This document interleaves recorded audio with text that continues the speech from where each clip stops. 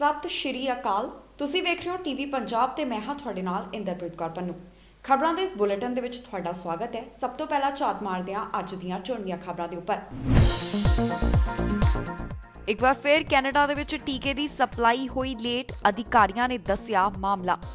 Canada ਤੋਂ immigration ਦੇ ਬਾਰੇ ਦੇ ਵਿੱਚ ਆਈ ਖੁਸ਼ਖਬਰੀ, ਨਵੇਂ ਓਪਨ ਵਰਕ ਪਰਮਿਟ ਦੇ ਬਾਰੇ ਐਲਾਨ। Punjabi truck driver Canada America ਸਰਹੱਦ ਤੇ ਗ੍ਰਿਫਤਾਰ, ਨਸ਼ਿਆਂ ਦੀ ਖੇਪ ਹੋਈ ਪੰਜਾਬੀ ਤੋਂ ਬਰਾਮਦ। ਹਾਰਗਨ ਨਿਯਮ ਤੋੜਨ ਵਾਲਿਆਂ ਤੋਂ ਨਿਰਾਸ਼, ਸਖਤੀ ਦੇ ਨਾਲ ਨਿਪਟਣ ਦੀ ਤਿਆਰੀ। ਬ੍ਰਿਟਿਸ਼ ਕੋਲੰਬੀਆ ਨੇ ਐਲਾਨਿਆ ਇੱਕ ਹੋਰ ਡਰਾਅ, 81 ਉਮੀਦਵਾਰਾਂ ਨੂੰ ਸੱਦੇ ਜਾਰੀ। ਕੋਵਿਡ-19 ਵੈਕਸੀਨ ਇੱਕ ਵਾਰ ਫਿਰ ਤੋਂ ਕੈਨੇਡਾ ਨੂੰ ਦੇਰੀ ਦੇ ਨਾਲ ਮਿਲੇਗੀ। ਇਸ ਦਾ ਕਾਰਨ ਜਿਹੜਾ ਉਹ ਟੀਕੇ ਦੀ ਪ੍ਰੋਡਕਸ਼ਨ ਦੇ ਉੱਪਰ ਪਿਆ ਅਸਰ ਦੱਸਿਆ ਜਾ ਰਿਹਾ ਹੈ। ਆਫੀਸ਼ੀਅਲਸ ਦੇ ਵੱਲੋਂ ਇਸ ਦੇ ਬਾਰੇ ਜਾਣਕਾਰੀ ਸਾਂਝੀ ਕੀਤੀ ਗਈ ਹੈ। ਨਵਾਂ ਪਲਾਨ ਵੀ ਸਾਂਝਾ ਕੀਤਾ ਜਾ ਰਿਹਾ ਹੈ। ਦੱਸ ਦਈਏ ਕਿ ਕਈ ਪ੍ਰੋਵਿੰਸਸ ਵੱਲੋਂ ਐਲਾਨ ਕੀਤਾ ਗਿਆ ਹੈ ਕਿ ਫਰਸਟ ਡੋਜ਼ ਅਤੇ ਸੈਕੰਡ ਸ਼ਾਟ ਦੇ ਵਿੱਚ ਫਰਕ ਕੁਝ ਦਿਨਾਂ ਦਾ ਪਾਇਆ ਜਾਵੇਗਾ। ਹਾਲ ਹੀ ਦੇ ਵਿੱਚ ਪ੍ਰਧਾਨ ਮੰਤਰੀ ਜਸਟਿਨ ਟਰੂਡੋ ਵੱਲੋਂ ਪ੍ਰੈਸ ਕਾਨਫਰੰਸ ਦੇ ਵਿੱਚ ਇਹ ਜਾਣਕਾਰੀ ਦਿੱਤੀ ਸੀ ਕਿ ਇਹ ਜੋ ਡੀਲੇ ਹੈ ਇਹ ਕੁਝ ਹੀ ਸਮੇਂ ਤੱਕ ਹੈ, ਜਾਣੀ ਕਿ ਟੈਂਪਰੇਰੀ ਹੈ। ਇੱਕ ਵਾਰ ਫਿਰ ਤੋਂ ਕੈਨੇਡਾ ਦੇ ਵਿੱਚ ਕੋਰੋਨਾ ਟੀਕੇ ਦੀ ਸ਼ਿਪਮੈਂਟ ਘਟੇਗੀ। ਇਸ ਤੋਂ ਪਹਿਲਾਂ ਸਰਕਾਰ ਨੇ ਜਾਣਕਾਰੀ ਦਿੱਤੀ ਸੀ ਕਿ ਕੈਨੇਡਾ ਨੂੰ ਮਾਰਚ ਦੇ ਆਖਿਰ ਤੱਕ ਫਾਈਜ਼ਰ ਟੀਕੇ ਦੀਆਂ 4 ਮਿਲੀਅਨ ਡੋਜ਼ਸ ਮਿਲਣਗੀਆਂ। ਕਈ ਸੂਤਰਾਂ ਦੇ ਹਵਾਲੇ ਤੋਂ ਇਹ ਖਬਰ ਸਾਹਮਣੇ ਆਈ ਹੈ ਕਿ ਹੁਣ ਸਿਰਫ 3.5 ਮਿਲੀਅਨ ਡੋਜ਼ ਹੀ ਮਿਲਣ ਦੀ ਉਮੀਦ ਹੈ। ਇਹ ਵੀ ਪਤਾ ਲੱਗਿਆ ਹੈ ਕਿ ਅਲਬਰਟਾ ਨੂੰ ਇਸ ਸਾਲ ਦੇ ਕੁਆਟਰ ਤੱਕ 13% ਦੀ ਵੈਕਸੀਨ ਹੀ ਮਿਲੇਗੀ, ਜੋ ਕਿ ਉਮੀਦ ਤੋਂ ਘੱਟ ਹੈ। ਇਸ ਵੈਕਸੀਨ ਨੂੰ ਦੇਰੀ ਦਾ ਕਾਰਨ ਪ੍ਰੋਡਕਸ਼ਨ ਡਿਲੇ ਹੈ। ਦੱਸ ਦਈਏ ਕਿ ਪ੍ਰਧਾਨ ਮੰਤਰੀ ਜਸਟਿਨ ਟਰੂਡੋ ਨੇ ਇਸ ਦੇਰੀ ਨੂੰ ਕੁਝ ਸਮੇਂ ਦੇ ਲਈ ਜਾਣੀ ਕਿ ਟੈਂਪਰੇਰੀ ਦੱਸਿਆ ਸੀ। ਯੂਨੀਵਰਸਿਟੀ ਆਫ ਸਸਕੈਚੁਆਨ ਦੇ ਮੁਤਾਬਕ ਕੈਨੇਡਾ ਦੇ ਕੋਲ ਮੋਡਰਨਾ ਤੇ ਫਾਈਜ਼ਰ ਵੈਕਸੀਨ ਦੀਆਂ 11,22,450 ਡੋਜ਼ ਪਹੁੰਚੀਆਂ ਹਨ। ਇੱਥੇ ਦੱਸਣਾ ਬਣਦਾ ਹੈ ਕਿ ਓਨਟਾਰੀਓ ਨੇ ਇਸ ਹਫ਼ਤੇ ਐਲਾਨ ਕੀਤਾ ਕਿ ਲੌਂਗ ਟਰਮ ਕੇਅਰ ਸਟਾਫ ਅਤੇ ਅਸੈਂਸ਼ੀਅਲ ਕੇਅਰ ਗਿਵਰਸ ਨੂੰ ਟੀਕੇ ਲਗਾਉਣੇ ਰੋਕ ਦਿੱਤੇ ਜਾ ਰਹੇ ਹਨ। Now, let me talk briefly about the next quarter, because this is a long game. Phase 2 of the vaccine rollout will see significant increase in vaccine supply in the next quarter across the country. We're expecting 20 million doses of authorized vaccines to be available starting in April for the April to June timeframe, and may see more if other vaccine candidates receive regulatory approval from Health Canada. So this is part of our continuous work with all stakeholders, the support planning and capacity building for the ramp-up phase that will start in earnest in the second quarter. Immigration ਦੇ ਨਾਲ ਸੰਬੰਧਿਤ Canada ਤੋਂ ਇੱਕ ਚੰਗੀ ਖਬਰ ਸਾਹਮਣੇ ਆਈ ਹੈ। ਸਾਬਕਾ ਇੰਟਰਨੈਸ਼ਨਲ ਸਟੂਡੈਂਟਸ ਦੇ ਨਾਲ ਜੁੜੀ ਹੋਈ ਹੈ, ਜਿਨ੍ਹਾਂ ਦਾ ਓਪਨ ਵਰਕ ਪਰਮਿਟ ਐਕਸਪਾਇਰ ਹੋ ਗਿਆ ਹੈ ਜਾਂ ਫਿਰ ਹੋਣ ਵਾਲਾ ਹੈ। ਉਹ ਨਵੇਂ ਓਪਨ ਵਰਕ ਪਰਮਿਟ ਦੇ ਲਈ ਅਪਲਾਈ ਕਰ ਸਕਦੇ ਹਨ। ਇਸ ਤੋਂ ਪਹਿਲਾਂ ਇਸ ਨੂੰ ਕਦੇ ਵੀ ਐਕਸਟੈਂਡ ਜਾਂ ਫਿਰ ਰੀਨਿਊ ਨਹੀਂ ਕੀਤਾ ਗਿਆ। ਕੋਵਿਡ-19 ਦਾ ਕਾਰਨ ਦੱਸਿਆ ਜਾ ਰਿਹਾ ਹੈ ਕਿ ਇੱਕ ਵਾਰ ਫਿਰ ਤੋਂ ਸਾਬਕਾ ਅੰਤਰਰਾਸ਼ਟਰੀ ਵਿਦਿਆਰਥੀਆਂ ਨੂੰ ਮੌਕਾ ਦਿੱਤਾ ਜਾ ਰਿਹਾ ਹੈ ਕਿ ਉਹ ਅਪਲਾਈ ਕਰ ਸਕਦੇ ਨੇ। ਕੈਨੇਡਾ ਤੋਂ ਇਮੀਗ੍ਰੇਸ਼ਨ ਦੇ ਨਾਲ ਸੰਬੰਧਿਤ ਖੁਸ਼ਖਬਰੀ ਸਾਹਮਣੇ ਆਈ ਹੈ। ਇਹ ਇੰਟਰਨੈਸ਼ਨਲ ਸਟੂਡੈਂਟਸ ਦੇ ਵਾਸਤੇ ਹੈ। ਹੁਣ ਸਾਬਕਾ ਅੰਤਰਰਾਸ਼ਟਰੀ ਵਿਦਿਆਰਥੀ ਓਪਨ ਵਰਕ ਪਰਮਿਟ ਦੇ ਲਈ ਅਪਲਾਈ ਕਰ ਸਕਦੇ ਹਨ। ਜਿਨ੍ਹਾਂ ਦਾ ਵੀ one time open work permit, post graduate work permit expire ਹੋ ਗਿਆ ਹੈ ਜਾਂ ਫਿਰ ਹੋਣ ਵਾਲਾ ਹੈ, ਉਹ ਇਸ ਵਾਸਤੇ ਅਪਲਾਈ ਕਰ ਸਕਦੇ ਹਨ। ਇਹ ਮੌਕਾ ਇਮੀਗ੍ਰੇਸ਼ਨ ਵਿਭਾਗ ਵੱਲੋਂ ਦਿੱਤਾ ਗਿਆ ਹੈ। ਇਸ ਵਾਸਤੇ immigration, refugees and citizenship Canada ਨੇ ਅਰਜ਼ੀਆਂ ਲੈਣੀਆਂ ਸ਼ੁਰੂ ਕਰ ਦਿੱਤੀਆਂ ਨੇ। ਇਹ ਨਵਾਂ ਓਪਨ ਵਰਕ ਪਰਮਿਟ 18 ਮਹੀਨਿਆਂ ਦੇ ਲਈ ਹੋਵੇਗਾ। ਇਸ ਦੇ ਨਾਲ ਫਾਰਮਰ ਇੰਟਰਨੈਸ਼ਨਲ ਸਟੂਡੈਂਟਸ ਜਾਣੀ ਕਿ ਸਾਬਕਾ ਅੰਤਰਰਾਸ਼ਟਰੀ ਵਿਦਿਆਰਥੀ ਕੈਨੇਡਾ ਰਹਿ ਸਕਦੇ ਹਨ ਅਤੇ ਕੰਮ ਜਾਰੀ ਰੱਖ ਸਕਣਗੇ। ਇਸ ਨੂੰ ਅਪਲਾਈ ਕਰਨ ਦੇ ਵਾਸਤੇ PGWP ਜਨਵਰੀ 30, 2020 ਦੇ ਬਾਅਦ ਐਕਸਪਾਇਰ ਹੋਣਾ ਚਾਹੀਦਾ ਹੈ ਜਾਂ ਫਿਰ ਮਿਆਦ ਮੁੱਕਣ ਦੇ ਵਿੱਚ 4 ਮਹੀਨੇ ਬਾਕੀ ਹੋਣੇ ਚਾਹੀਦੇ ਨੇ। ਅਪਲਾਈ ਕਰਨ ਵਾਲਾ ਕੈਨੇਡਾ ਦੇ ਵਿੱਚ ਹੋਣਾ ਚਾਹੀਦਾ ਹੈ। ਉਸ ਦੇ ਕੋਲ ਵੈਲਿਡ ਪਾਸਪੋਰਟ ਹੋਣਾ ਲਾਜ਼ਮੀ ਹੈ। ਅਪਲਾਈ ਕਰਨ ਦਾ ਸਮਾਂ 27 ਜੁਲਾਈ 2021 ਤੱਕ ਹੈ, ਜਿਸ ਦੀ ਸ਼ੁਰੂਆਤ ਅੱਜ ਤੋਂ ਹੋ ਗਈ ਹੈ। PGWP ਦੀ ਡਿਊਰੇਸ਼ਨ ਫਿਕਸ ਹੁੰਦੀ ਹੈ, ਨਾ ਤਾਂ ਇਸ ਨੂੰ ਰੀਨਿਊ ਕੀਤਾ ਜਾਂਦਾ ਹੈ ਨਾ ਐਕਸਟੈਂਡ ਕੀਤਾ ਜਾਂਦਾ ਹੈ। ਪਰ ਇਸ ਵਾਰ ਕੋਵਿਡ-19 ਦੇ ਕਰਕੇ ਇਹ ਕਦਮ ਚੁੱਕਿਆ ਗਿਆ ਹੈ, ਜਿੱਥੇ ਹੁਣ ਇਸ ਦੇ ਵਾਸਤੇ ਅਪਲਾਈ ਕੀਤਾ ਜਾ ਸਕਦਾ ਹੈ ਜਿਨ੍ਹਾਂ ਦਾ ਓਪਨ ਵਰਕ ਪਰਮਿਟ ਐਕਸਪਾਇਰ ਹੋ ਗਿਆ ਹੈ ਜਾਂ ਫਿਰ ਹੋਣ ਵਾਲਾ ਹੈ। ਪ੍ਰੀਮੀਅਰ ਜੌਨ ਹਾਰਗਨ ਵੱਲੋਂ ਕੋਵਿਡ-19 ਦੀ ਸਥਿਤੀ ਦੇ ਨਾਲ ਜਾਣੂ ਕਰਵਾਇਆ ਗਿਆ।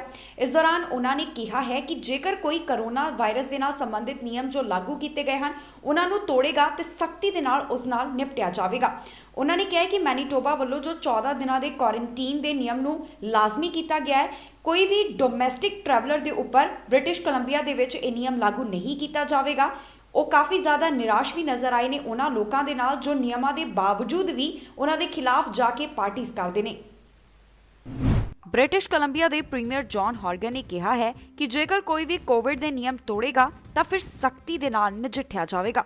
ਉਹਨਾਂ ਕਿਹਾ ਕਿ ਕਿਸੇ ਵੀ ਤਰੀਕੇ ਦੀ ਰਾਹਤ ਨਹੀਂ ਦਿੱਤੀ ਜਾਵੇਗੀ। ਆਪਣੇ ਸੰਬੋਧਨ ਦੇ ਦੌਰਾਨ ਉਹ ਕਹਿੰਦੇ ਹੋਏ ਨਜ਼ਰ ਆਏ ਕਿ ਬਹੁਤ ਨਿਰਾਸ਼ ਹਾਂ ਜੋ ਪਾਬੰਦੀਆਂ ਦੇ ਬਾਵਜੂਦ ਵੀ ਪਾਰਟੀਆਂ ਕਰ ਰਹੇ ਹਨ। ਕੁਆਰੰਟਾਈਨ ਦੇ ਬਾਰੇ ਵਿੱਚ ਜਾਣਕਾਰੀ ਦਿੰਦਿਆਂ ਪ੍ਰੀਮੀਅਰ ਜੌਨ ਹੌਰਗਨ ਨੇ ਕਿਹਾ ਕਿ ਡੋਮੈਸਟਿਕ ਟਰੈਵਲਰਸ ਦੇ ਉੱਪਰ 14 ਦਿਨਾਂ ਦੇ ਕੁਆਰੰਟਾਈਨ ਦਾ ਨਿਯਮ ਲਾਗੂ ਨਹੀਂ ਹੋਵੇਗਾ।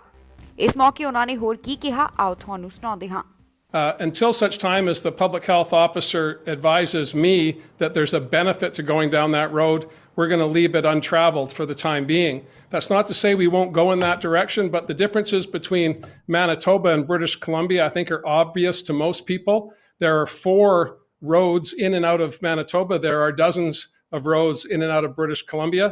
We have major airports. There is but one major airport in Manitoba. I've certainly been working with Premier Pallister and other premiers across the country on travel issues. These are important issues for British Columbians. The public health evidence is not there at this time. Dr. Henry assures me that when that evidence is there, she'll present it to me. And because of the work we've been able to do, we may be in a better position to take action at that time. What we want to focus on now is if you are coming to British Columbia on non-essential travel, I was going to say something and I'll pull back. You better behave appropriately. You better follow our public health guidelines or we'll come down on you like a ton of bricks.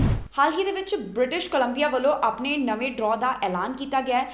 ਇਸ ਦੇ ਤਹਿਤ 81 ਉਮੀਦਵਾਰਾਂ ਨੂੰ ਸੱਦਾ ਜਾਰੀ ਕੀਤਾ ਗਿਆ ਹੈ। ਬ੍ਰਿਟਿਸ਼ ਕੋਲੰਬੀਆ ਨੇ ਨਵਾਂ ਡਰਾਅ ਐਲਾਨਿਆ ਹੈ। 81 ਟੈਕ ਵਰਕਰਸ ਨੂੰ ਸੱਦਾ ਜਾਰੀ ਕੀਤਾ ਗਿਆ।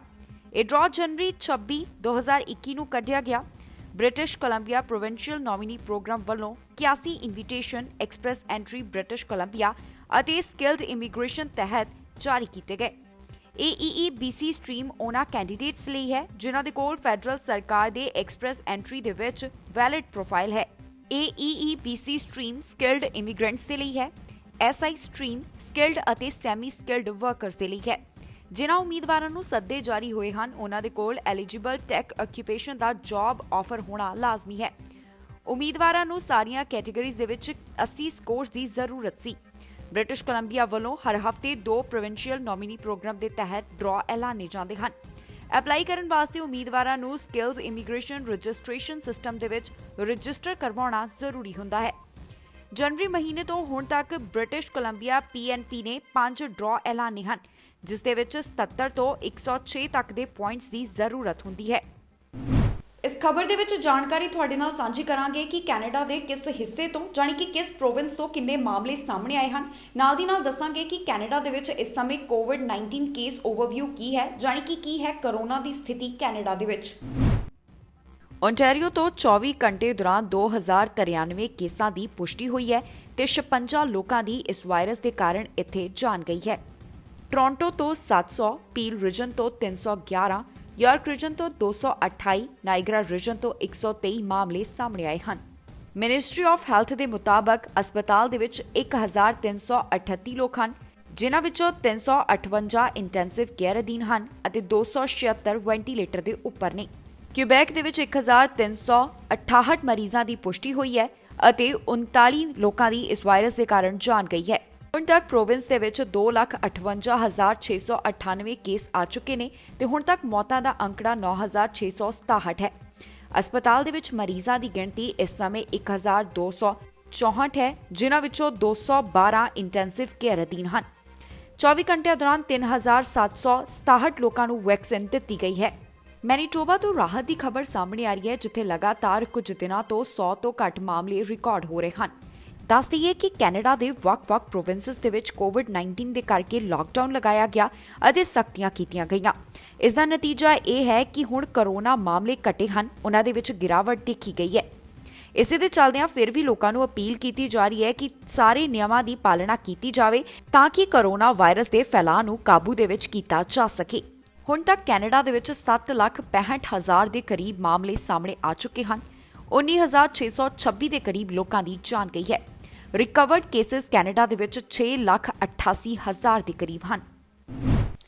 ਕੈਨੇਡਾ US ਬਾਰਡਰ ਤੋਂ ਇੱਕ ਪੰਜਾਬੀ ਟਰੱਕ ਡਰਾਈਵਰ ਨੂੰ ਗ੍ਰਿਫਤਾਰ ਕੀਤਾ ਗਿਆ। ਇਸ ਦੀ ਗ੍ਰਿਫਤਾਰੀ ਜੋ ਇਸ ਕੋਲੋਂ ਨਸ਼ਿਆਂ ਦੀ ਵੱਡੀ ਖੇਪ ਬਰਾਮਦ ਹੋਈ ਹੈ ਉਸ ਦੇ ਚੱਲਦਿਆਂ ਕੀਤੀ ਗਈ ਹੈ। ਪੁਲਿਸ ਨੇ ਪੂਰੀ ਇਸ ਦੇ ਨਾਲ ਸੰਬੰਧਿਤ ਜਾਣਕਾਰੀ ਸਾਂਝੀ ਕੀਤੀ ਹੈ ਕਿ ਕਦੋਂ ਇਸ ਤੋਂ ਜੋ ਇਹ ਨਸ਼ੇ ਨੇ ਜਾਨੀ ਕਿ ਡਰੱਗਸ ਫੜੇ ਗਏ ਤੇ ਇਸ ਦੀ ਕੀ ਬਾਜ਼ਾਰ ਦੇ ਵਿੱਚ ਕੀਮਤ ਹੈ। ਕੈਨੇਡਾ ਅਮਰੀਕਾ ਬਾਰਡਰ ਦੇ ਉੱਪਰ ਇੱਕ ਪੰਜਾਬੀ ਟਰੱਕ ਡਰਾਈਵਰ ਨੂੰ ਗ੍ਰਿਫਤਾਰ ਕੀਤਾ ਗਿਆ। ਦਰਅਸਲ ਇਸ ਨੂੰ ਗ੍ਰਿਫਤਾਰ ਇਸ ਕਰਕੇ ਕੀਤਾ ਗਿਆ ਕਿਉਂਕਿ ਇਸ ਤੋਂ ਨਸ਼ਿਆਂ ਦੀ ਖੇਪ ਬਰਾਮਦ ਹੋਈ ਹੈ। ਇਸ ਵਿਅਕਤੀ ਦਾ ਨਾਮ ਅਮਰਪ੍ਰੀਤ ਸਿੰਘ ਸੰਧੂ ਦੱਸਿਆ ਗਿਆ ਹੈ ਅਤੇ 38 ਸਾਲ ਇਸ ਦੀ ਉਮਰ ਹੈ, ਇਹ ਜਾਣਕਾਰੀ ਦਿੱਤੀ ਗਈ। ਕੈਲਗਰੀ ਦੇ ਇਸ ਡਰਾਈਵਰ ਨੂੰ ਅਲਬਰਟਾ ਮੋਂਟਾਨਾ ਸਰਹੱਦ ਦੇ ਉੱਪਰ ਨਸ਼ਿਆਂ ਦੀ ਵੱਡੀ ਖੇਪ ਦੇ ਨਾਲ ਗ੍ਰਿਫਤਾਰ ਕੀਤਾ ਹੈ। ਟਰੱਕ ਡਰਾਈਵਰ ਅਮਰਪ੍ਰੀਤ ਸਿੰਘ ਦੇ ਟਰੱਕ ਵਿੱਚੋਂ ਲੰਘੇ ਦਿਨੀ ਕ੍ਰਿਸਮਸ ਵਾਲੇ ਦਿਨ 228.14 ਕਿਲੋਗ੍ਰਾਮ ਮਿਥੈਮਫੈਟਾਮਾਈਨ ਨਾਮਕ ਡਰੱਗ ਬਰਾਮਦ ਹੋਇਆ ਹੈ। ਇਸ ਦੀ ਬਾਜ਼ਾਰ ਦੇ ਵਿੱਚ ਕੀਮਤ 28.5 ਮਿਲੀਅਨ ਡਾਲਰ ਦੇ ਕਰੀਬ ਹੈ। ਇਸ ਦੀ ਜਾਣਕਾਰੀ ਕੈਨੇਡੀਅਨ ਬਾਰਡਰ ਸਰਵਿਸ ਏਜੰਸੀ ਵੱਲੋਂ ਸਾਂਝੀ ਕੀਤੀ ਹੈ। ਉਹਨਾਂ ਦੱਸਿਆ ਕਿ ਟਰੱਕ ਦੇ ਵਿੱਚੋਂ 228.14 ਕਿਲੋਗ੍ਰਾਮ ਇਹ ਡਰੱਗ ਫੜਿਆ ਗਿਆ ਹੈ। ਉਹ ਅਮਰੀਕਾ ਤੋਂ ਕੈਨੇਡਾ ਵਾਪਸ ਆ ਰਿਹਾ ਸੀ। ਇਸ ਟਰੱਕ ਡਰਾਈਵਰ ਅਮਰਪ੍ਰੀਤ ਸਿੰਘ ਨੂੰ 14 ਜਨਵਰੀ ਨੂੰ ਹਿਰਾਸਤ ਤੋਂ ਰਿਹਾਈ ਮਿਲ ਗਈ ਸੀ, ਪਰ ਅਦਾਲਤ ਦੇ ਵਿੱਚ ਉਸ ਦੀ ਅਗਲੀ ਪੇਸ਼ੀ 11 ਫਰਵਰੀ ਨੂੰ ਹੋਵੇਗੀ। ਹੁਣ ਅੱਗੇ ਅਦਾਲਤ ਦੇ ਵਿੱਚ ਫੈਸਲਾ ਹੋਵੇਗਾ ਕਿ ਇਸ ਬਰਾਮਦਗੀ ਦੇ ਵਿੱਚ ਕੌਣ ਇਸ ਦਾ ਦੋਸ਼ੀ ਹੈ ਤੇ ਇਹ ਨਸ਼ੀਲੇ ਪਦਾਰਥ ਦਾ ਸੰਬੰਧ ਕਿਹੜੇ-ਕਿਹੜੇ ਲੋਕਾਂ ਦੇ ਨਾਲ ਹੈ। ਦੱਸੀਏ ਕਿ ਕੈਨੇਡਾ ਦੇ ਵਿੱਚ ਬਹੁਤ ਸਾਰੇ ਪੰਜਾਬੀ ਨਸ਼ਿਆਂ ਦੀ ਦਲਦਲ ਦੇ ਵਿੱਚ ਫਸੇ ਹੋਏ ਹਨ ਅਤੇ ਬਹੁਤ ਸਾਰਿਆਂ ਨੂੰ ਗ੍ਰਿਫਤਾਰ ਵੀ ਕੀਤਾ ਜਾਂਦਾ ਹੈ। ਅਜਿਹੇ ਦੇ ਵਿੱਚ ਇੱਕ ਹੋਰ ਗ੍ਰਿਫਤਾਰੀ ਹੋਈ ਹੈ ਜੋ ਕਿ ਅਮਰਪ੍ਰੀਤ ਸਿੰਘ ਸੰਧੂ ਦੀ ਹੈ। ਅਮਰੀਕਾ ਤੋਂ ਇੱਕ ਅਜਿਹਾ ਮਾਮਲਾ ਸਾਹਮਣੇ ਆਇਆ ਜਿੱਥੇ ਇੱਕ ਡਾਕਟਰ ਨੇ ਦੂਸਰੀ ਡਾਕਟਰ ਨੂੰ ਗੋਲੀ ਮਾਰੀ ਹੈ, ਉਸ ਦਾ ਕਤਲ ਕੀਤਾ ਹੈ ਤੇ ਉਸ ਤੋਂ ਬਾਅਦ ਖੁਦ ਨੂੰ ਹੀ ਗੋਲੀ ਮਾਰ ਕੇ ਖੁਦਕੁਸ਼ੀ ਕਰ ਲਈ ਹੈ। ਦਰਅਸਲ ਦੱਸਿਆ ਜਾ ਰਿਹਾ ਹੈ ਕਿ ਜਿਸ ਵੱਲੋਂ ਗੋਲੀ ਚਲਾਈ ਗਈ ਹੈ ਉਹ ਕੈਂਸਰ ਦਾ ਮਰੀਜ਼ ਸੀ। ਖਬਰ ਅਮਰੀਕਾ ਤੋਂ ਸਾਹਮਣੇ ਆਈ ਹੈ ਜਿੱਥੇ ਭਾਰਤੀ ਮੂਲ ਦੇ ਡਾਕਟਰ ਨੇ ਇੱਕ ਡਾਕਟਰ ਔਰਤ ਨੂੰ ਗੋਲੀ ਮਾਰੀ ਹੈ ਤੇ ਇਸ ਪਿੱਛੋਂ ਖੁਦਕੁਸ਼ੀ ਕਰ ਲਈ। ਇਹ ਮਾਮਲਾ ਹੈ ਅਮਰੀਕਾ ਦੇ ਟੈਕਸਸ ਦੀ ਰਾਜਧਾਨੀ ਆਸਟਨ ਦਾ, ਜਿੱਥੇ ਇੱਕ ਮੈਡੀਕਲ ਦਫ਼ਤਰ ਦੇ ਵਿੱਚ ਇੱਕ ਡਾਕਟਰ ਔਰਤ ਨੂੰ ਗੋਲੀ ਮਾਰ ਕੇ ਉਸ ਦਾ ਕਤਲ ਕਰ ਦਿੱਤਾ ਗਿਆ। ਗੋਲੀ ਮਾਰਨ ਵਾਲੇ ਡਾਕਟਰ ਨੇ ਖੁਦ ਨੂੰ ਗੋਲੀ ਮਾਰ ਕੇ ਖੁਦਕੁਸ਼ੀ ਕਰ ਲਈ। ਇਸ ਸੰਬੰਧੀ ਪੁਲਿਸ ਨੇ ਜਾਣਕਾਰੀ ਸਾਂਝੀ ਕੀਤੀ ਹੈ। ਉਹਨਾਂ ਦੱਸਿਆ ਕਿ ਹਥਿਆਰਬੰਦ ਵਿਅਕਤੀ ਦੀ ਪਹਿਚਾਣ ਡਾਕਟਰ ਭਰਤ ਦੇ ਰੂਪ ਦੇ ਵਿੱਚ ਹੋਈ ਹੈ ਅਤੇ ਉਹ ਕੈਂਸਰ ਦੇ ਨਾਲ ਪੀੜਤ ਸੀ। ਪੁਲਿਸ ਵੱਲੋਂ ਪ੍ਰੈਸ ਰਿਲੀਜ਼ ਦੇ ਵਿੱਚ ਦੱਸਿਆ ਗਿਆ ਕਿ ਪੁਲਿਸ ਨੂੰ ਮੰਗਲਵਾਰ ਨੂੰ ਇੱਕ ਕਾਲ ਆਈ ਸੀ ਜਿਸ ਤੇ ਸੂਚਨਾ ਦਿੱਤੀ ਗਈ ਕਿ ਇੱਕ ਵਿਅਕਤੀ CMG ਦੇ ਦਫ਼ਤਰ ਦੇ ਵਿੱਚ ਹਥਿਆਰ ਲੈ ਕੇ ਦਾਖਲ ਹੋਇਆ ਹੈ ਅਤੇ ਉਸਨੇ ਕੁਝ ਲੋਕਾਂ ਨੂੰ ਬੰਦਕ ਬਣਾ ਲਿਆ। ਪੁਲਿਸ ਨੇ ਕਿਹਾ ਕਿ ਸ਼ੁਰੂ ਦੇ ਵਿੱਚ ਕਈ ਲੋਕਾਂ ਨੂੰ ਬੰਦਕ ਬਣਾਇਆ ਗਿਆ ਸੀ, ਪਰ ਬਹੁਤ ਸਾਰੇ ਲੋਕ ਬਚ ਕੇ ਨਿਕਲ ਗਏ। ਇਸ ਹਮਲਾਵਰ ਨੇ ਕੈਥਰੀਨ ਨੂੰ ਛੱਡ ਕੇ ਬਾਕੀ ਸਾਰਿਆਂ ਨੂੰ ਜਾਣ ਦੀ ਇਜਾਜ਼ਤ ਦੇ ਦਿੱਤੀ। ਜਿਨ੍ਹਾਂ ਲੋਕਾਂ ਨੂੰ ਬੰਦਕ ਬਣਾਇਆ ਗਿਆ ਸੀ ਉਹਨਾਂ ਨੇ ਵੀ ਪੁਲਿਸ ਦੇ ਨਾਲ ਜਾਣਕਾਰੀ ਸਾਂਝੀ ਕੀਤੀ ਹੈ। ਉਹਨਾਂ ਨੇ ਦੱਸਿਆ ਕਿ ਵਿਅਕਤੀ ਦੇ ਕੋਲ ਪਿਸਤੌਲ ਸੀ ਜੋ ਸ਼ਾਟਗਨ ਜਹੀ ਲੱਗ ਰਹੀ ਸੀ। ਫਿਲਹਾਲ ਪੁਲਿਸ ਵੱਲੋਂ ਪੂਰੇ ਮਾਮਲੇ ਦੀ ਜਾਂਚ ਕੀਤੀ ਜਾ ਰਹੀ ਹੈ ਤਾਂ ਕਿ ਪਤਾ ਲਗਾਇਆ ਜਾ ਸਕੇ, ਕਿਉਂਕਿ ਪੁਲਿਸ ਵਿਭਾਗ ਵੱਲੋਂ ਜੋ ਬਿਆਨ ਜਾਰੀ ਕੀਤਾ ਗਿਆ ਉਹਨਾਂ ਨੇ ਕਿਹਾ ਕਿ ਸਾਨੂੰ ਅਜਿਹਾ ਲੱਗਦਾ ਹੈ ਕਿ ਡਾਕਟਰ ਨੇ ਦੂਸਰੇ ਡਾਕਟਰ ਨੂੰ ਗੋਲੀ ਮਾਰੀ ਹੈ ਤੇ ਉਸ ਤੋਂ ਬਾਅਦ ਖੁਦ ਨੂੰ ਗੋਲੀ ਮਾਰ ਕੇ ਖੁਦਕੁਸ਼ੀ ਕਰ ਲਈ। ਫਿਲਹਾਲ ਇਸ ਦੇ ਉੱਪਰ ਇਨਵੈਸਟੀਗੇਸ਼ਨ ਚੱਲ ਰਹੀ ਹੈ। ਮਾਮਲਾ ਅਲਬਰਟਾ ਤੋਂ ਸਾਹਮਣੇ ਆਇਆ ਜਿੱਥੇ ਇੱਕ ਘਰ ਦੇ ਵਿੱਚ ਅੱਗ ਲੱਗੀ ਹੈ ਤੇ ਇਸ ਦੇ ਵਿੱਚ ਮਾਂ ਪੁੱਤ ਦੋਨੋਂ ਹੀ ਅੱਗ ਦੀ ਭੇਟ ਚੜ ਗਏ ਹਨ। ਇਹ ਵੀ ਜਾਣਕਾਰੀ ਦਿੱਤੀ ਗਈ ਹੈ ਕਿ ਦੋ ਵਿਅਕਤੀਆਂ ਦੀ ਜਾਣੀ ਕਿ ਦੋ ਬਜ਼ੁਰਗਾਂ ਦੀ ਇਸ ਦੌਰਾਨ ਜਾਨ ਵੀ ਬਚਾਈ ਗਈ ਹੈ। ਪੁਲਿਸ ਵੱਲੋਂ ਮਾਮਲੇ ਦੀ ਜਾਂਚ ਕੀਤੀ ਜਾ ਰਹੀ ਹੈ ਤਾਂ ਕਿ ਪਤਾ ਲਗਾਇਆ ਜਾ ਸਕੇ ਕਿ ਘਰ ਦੇ ਵਿੱਚ ਅੱਗ ਕਿਵੇਂ ਲੱਗੀ। ਇੱਕ ਖਬਰ ਅਲਬਰਟਾ ਤੋਂ ਸਾਹਮਣੇ ਆਈ ਹੈ ਜਿੱਥੇ ਘਰ ਦੇ ਵਿੱਚ ਅੱਗ ਲੱਗ ਗਈ ਤੇ ਇਸ ਅੱਗ ਲੱਗਣ ਦੇ ਕਾਰਨ ਮਾਂ ਪੁੱਤ ਦੀ ਮੌਤ ਹੋ ਗਈ। ਇਹ ਘਟਨਾ ਅਲਬਰਟਾ ਦੇ ਐਵਨਸਬਰਗ ਦੇ ਵਿੱਚ ਵਾਪਰੀ ਹੈ ਜਿੱਥੇ ਘਰ ਨੂੰ ਅੱਗ ਲੱਗ ਗਈ। ਇਸ ਦੇ ਵਿੱਚ ਇੱਕ ਔਰਤ ਤੇ ਉਸਦੇ ਪੁੱਤ ਦੀ ਮੌਤ ਹੋ ਗਈ। ਇਸ ਖਬਰ ਦੀ ਸਥਾਨਕ ਪੁਲਿਸ ਨੇ ਪੁਸ਼ਟੀ ਕੀਤੀ ਹੈ। ਉਹਨਾਂ ਵੱਲੋਂ ਇਸ ਦੇ ਬਾਰੇ ਵਿੱਚ ਜਾਣਕਾਰੀ ਵੀ ਸਾਂਝੀ ਕੀਤੀ ਗਈ ਹੈ। ਉਹਨਾਂ ਨੇ ਦੱਸਿਆ ਕਿ ਘਰ ਦੇ ਵਿੱਚ ਤੜਕੇ 3 ਵਜੇ ਅੱਗ ਲੱਗੀ ਤੇ ਘਰ ਦੇ ਵਿੱਚ ਮਾਂ ਪੁੱਤ ਸਣੇ ਦੋ ਬਜ਼ੁਰਗ ਵਿਅਕਤੀ ਵੀ ਮੌਜੂਦ ਸਨ। ਪੁਲਿਸ ਦੋ ਬਜ਼ੁਰਗਾਂ ਨੂੰ ਘਰ ਚੋਂ ਬਾਹਰ ਕੱਢਣ ਦੇ ਵਿੱਚ ਸਫਲ ਰਹੀ, ਪਰ ਉਹ ਮਾਂ ਪੁੱਤ ਨੂੰ ਨਹੀਂ ਬਚਾ ਸਕੀ। ਪੁਲਿਸ ਨੂੰ ਬਾਅਦ ਦੇ ਵਿੱਚ 50 ਸਾਲ ਦੀ ਔਰਤ ਤੇ ਉਸ ਦੇ 16 ਸਾਲਾ ਪੁੱਤਰ ਦੀਆਂ ਲਾਸ਼ਾਂ ਮਿਲੀਆਂ ਜੋ ਕਿ ਇਸ ਘਟਨਾ ਦੌਰਾਨ ਸੜ ਗਈਆਂ। ਘਰ ਦੇ ਵਿੱਚ ਅੱਗ ਕਿਵੇਂ ਲੱਗੀ ਅਜੇ ਇਸ ਦੇ ਬਾਰੇ ਜਾਂਚ ਕੀਤੀ ਜਾ ਰਹੀ ਹੈ ਕਿਉਂਕਿ ਇਸ ਦਾ ਕਾਰਨ ਅਜੇ ਪਤਾ ਨਹੀਂ ਲੱਗ ਸਕਿਆ। ਪੁਲਿਸ ਨੇ ਲੋਕਾਂ ਕੋਲੋਂ ਪਰਿਵਾਰ ਸੰਬੰਧੀ ਪੁੱਛ ਪੜਤਾਲ ਜਾਣੀ ਕਿ ਜਾਂਚ ਕੀਤੀ ਹੈ। ਜੋ ਜਾਣਕਾਰੀ ਮਿਲੀ ਹੈ ਉਸ ਦੇ ਮੁਤਾਬਕ ਘਰ ਦੇ ਵਿੱਚ ਲੱਗੀ ਅੱਗ ਨੂੰ ਕਾਬੂ ਕਰਨ ਦੇ ਵਿੱਚ ਲਗਭਗ 6 ਘੰਟਿਆਂ ਦਾ ਸਮਾਂ ਲੱਗਾ। ਘਰ ਦਾ ਮਲਬਾ ਚੁੱਕਣ ਦੇ ਵਿੱਚ ਵੀ ਕਾਫੀ ਸਮਾਂ ਲੱਗ ਗਿਆ। ਗੁਆਂਢੀਆਂ ਵੱਲੋਂ ਵੀ ਇਸ ਹਾਦਸੇ ਦੇ ਉੱਪਰ ਦੁੱਖ ਦਾ ਪ੍ਰਗਟਾਵਾ ਕੀਤਾ ਗਿਆ ਹੈ। ਪੁਲਿਸ ਵੱਲੋਂ ਮਾਮਲੇ ਦੀ ਫਿਲਹਾਲ ਜਾਂਚ ਕੀਤੀ ਜਾ ਰਹੀ ਹੈ ਤਾਂ ਕਿ ਅੱਗ ਕਿਵੇਂ ਲੱਗੀ ਇਸ ਦੇ ਕਾਰਨਾਂ ਦਾ ਪਤਾ ਲਗਾਇਆ ਜਾ ਸਕੇ। ਮਾਮਲਾ ਸ਼ਿਕਾਗੋ ਤੋਂ ਸਾਹਮਣੇ ਆਇਆ, ਜਿੱਥੇ ਸ਼ਿਕਾਗੋ ਦਾ ਇੱਕ ਘਰ ਅੱਗ ਦੀ ਭੇਟ ਚੜ੍ਹ ਗਿਆ। ਇਸ ਦੌਰਾਨ 5 ਜਾਣੇ ਜ਼ਖਮੀ ਹੋਏ ਹਨ। ਫਾਇਰ ਬ੍ਰਿਗੇਡ ਦੀ ਗੱਡੀਆਂ ਨੂੰ ਬੁਲਾਇਆ ਗਿਆ, ਅੱਗ ਦੇ ਉੱਪਰ ਕਾਬੂ ਪਾਇਆ ਗਿਆ। ਪੁਲਿਸ ਵੱਲੋਂ ਫਿਲਹਾਲ ਮਾਮਲੇ ਦੀ ਜਾਂਚ ਕੀਤੀ ਜਾ ਰਹੀ ਹੈ। ਸ਼ਿਕਾਗੋ ਦਾ ਇੱਕ ਘਰ ਅੱਗ ਦੀ ਭੇਟ ਚੜ੍ਹ ਗਿਆ। ਇਸ ਦੌਰਾਨ ਹਾਦਸਾ ਵਾਪਰਿਆ, ਜਿਸ ਦੇ ਵਿੱਚ ਮਾਂ ਅਤੇ 4 ਬੱਚਿਆਂ ਦੀ ਮੌਤ ਹੋ ਗਈ। ਇਹ ਘਟਨਾ ਅਮਰੀਕਾ ਦੇ ਸ਼ਿਕਾਗੋ ਸ਼ਹਿਰ ਦੇ ਡੇਸ ਪਲੇਨਸ ਸ਼ਹਿਰ ਦੇ ਵਿੱਚ ਵਾਪਰੀ ਹੈ, ਜਿੱਥੇ ਘਰ ਅੱਗ ਦੀ ਲਪੇਟ ਵਿੱਚ ਆਇਆ। ਇਸ ਵਿੱਚ ਮਾਂ ਅਤੇ ਉਸ ਦੀਆਂ 4 ਧੀਆਂ ਦੀ ਜਾਨ ਚਲੀ ਗਈ। ਇਹਨਾਂ ਦੀ ਪਹਿਚਾਣ ਸਿਟਰਾਲੀ, ਰੀਨਾਟਾ, ਜੈਨੇਸਿਸ, ਐਲੀਜ਼ੋਨ ਅਤੇ ਗ੍ਰੇਸ ਦੇ ਰੂਪ ਦੇ ਵਿੱਚ ਹੋਈ ਹੈ। ਬੱਚਿਆਂ ਦੇ ਪਿਤਾ ਅੱਗ ਲੱਗਣ ਸਮੇਂ ਘਰ ਦੇ ਵਿੱਚ ਨਹੀਂ ਸਨ। ਇਸ ਇਮਾਰਤ ਦੇ ਵਿੱਚ ਰਹਿ ਰਹੇ ਪਾਬੇਲ ਨੇ ਦੱਸਿਆ ਹੈ ਕਿ ਉਹ ਆਪਣੇ ਬੈੱਡ ਤੇ ਸਨ ਜਦੋਂ ਉਹਨਾਂ ਨੇ ਧੂੰਆਂ ਦੇਖਿਆ ਅਤੇ ਉਹਨਾਂ ਦਾ ਇਸ ਦੇ ਕਾਰਨ ਸਾਹ ਘੁੱਟਣ ਲੱਗਾ। ਜਦੋਂ ਉਹ ਬਾਹਰ ਆਏ ਤਾਂ ਇਮਾਰਤ ਨੂੰ, ਜਾਣੀ ਕਿ ਬਿਲਡਿੰਗ ਨੂੰ, ਅੱਗ ਲੱਗੀ ਹੋਈ ਸੀ। ਉਹਨਾਂ ਨੇ ਤੁਰੰਤ ਫਾਇਰ ਬ੍ਰਿਗੇਡ ਨੂੰ ਕਾਲ ਕੀਤੀ ਅਤੇ ਬੁਲਾਇਆ। ਅੱਗ ਬੁਝਾਉਂਦਿਆਂ ਫਾਇਰ ਬ੍ਰਿਗੇਡ ਦੇ 2 ਮੁਲਾਜ਼ਮ ਵੀ ਜ਼ਖਮੀ ਹੋ ਗਏ। ਅੱਗ ਕਿਸ ਤਰ੍ਹਾਂ ਲੱਗੀ, ਅਜੇ ਇਹ ਜਾਣਕਾਰੀ ਸਾਹਮਣੇ ਨਹੀਂ ਆਈ। ਇਸ ਦੇ ਬਾਰੇ ਪਤਾ ਲਗਾਇਆ ਜਾ ਰਿਹਾ ਹੈ, ਪਰ ਸ਼ਿਕਾਗੋ ਦੇ ਵਿੱਚ ਇਹ ਜੋ ਅੱਗ ਲੱਗੀ ਹੈ, ਉਸ ਦੇ ਕਾਰਨ ਮਾਂ ਅਤੇ ਉਸ ਦੀ 4 ਧੀਆਂ ਦੀ ਜਾਨ ਚਲੀ ਗਈ ਹੈ। ਇਹ 2 ਮੰਜ਼ਿਲਾ ਇਮਾਰਤ ਦੇ ਵਿੱਚ ਅੱਗ ਦੇ ਕਾਰਨਾਂ ਦਾ ਪਤਾ ਲਗਾਇਆ ਜਾ ਰਿਹਾ ਹੈ। ਇਸ ਦੇ ਨਾਲ ਹੀ ਜਾਂਦੇ ਇੱਕ ਵਾਰ ਫਿਰ ਤੋਂ ਝਾਤ ਮਾਰਦੇ ਹਾਂ ਅੱਜ ਦੀਆਂ ਚੋਣਵੀਆਂ ਖਬਰਾਂ ਦੇ ਉੱਪਰ। ਇੱਕ ਵਾਰ ਫਿਰ ਕੈਨੇਡਾ ਦੇ ਵਿੱਚ ਟੀਕੇ ਦੀ ਸਪਲਾਈ ਹੋਈ ਲੇਟ, ਅਧਿਕਾਰੀਆਂ ਨੇ ਦੱਸਿਆ ਮਾਮਲਾ। ਕੈਨੇਡਾ ਤੋਂ ਇਮੀਗ੍ਰੇਸ਼ਨ ਦੇ ਬਾਰੇ ਦੇ ਵਿੱਚ ਆਈ ਖੁਸ਼ਖਬਰੀ, ਨਵੇਂ ਓਪਨ ਵਰਕ ਪਰਮਿਟ ਦੇ ਬਾਰੇ ਐਲਾਨ।